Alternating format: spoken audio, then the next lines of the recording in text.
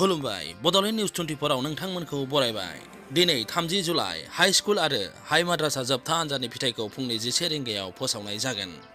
मख'नो गोनांदि देग्लाय HSLC आनजादा कभिड-19 नि गोसारनायखौ नोजोर होनानै सेबा आनजादखौ बोखारनाय जादोंमोन।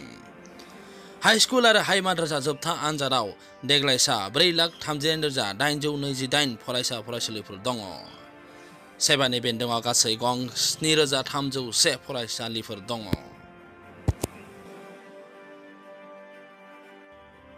बोसोरफ्रोमबो जेरैबायदि HSLC आनजादनि फिथाइखौ लानानै गोजोननाय एबा रंजानाय गोसोआव फैबाय थायो, नाथाय देग्लाय बेबायदि फरायसा फरायसुलिफोरनि गोसोआव रंजानाय एबा गोजोननायखौ नुनो मोननाय जायाखै।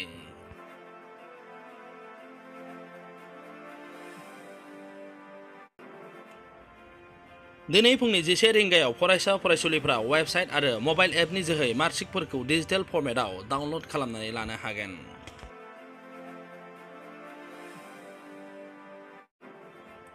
मख'नो गोनांदि गासै मोन 14 वेबसाइटनि जोहै फरायसा फरायसुलिफ्रा आनजादनि फिथाइफोरखौ मोननो हागोन। लोगोसे मबाइल एपनि जोहैबो रिजाल्टखौ मोननो हागोन।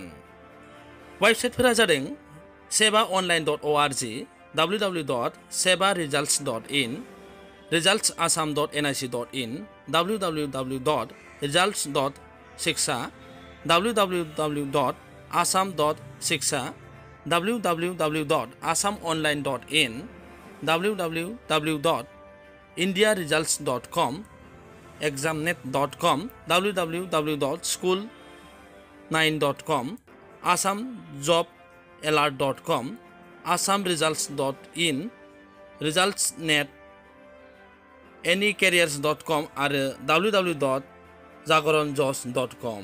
बेफोर वेबसाइटफोरनि जोहै फरायसा फरायसुलिफ्रा गावबा गावनि फिथाइफोरखौ नायनो हागोन।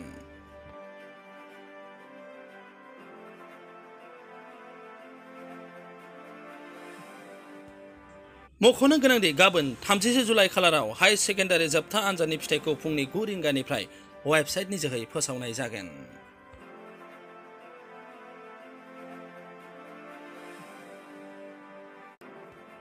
नोंथांमोना नायगासिनो दंमोन बड'लेण्ड निउज 24। रादाबा एसेनोसै। गोजोन्थों।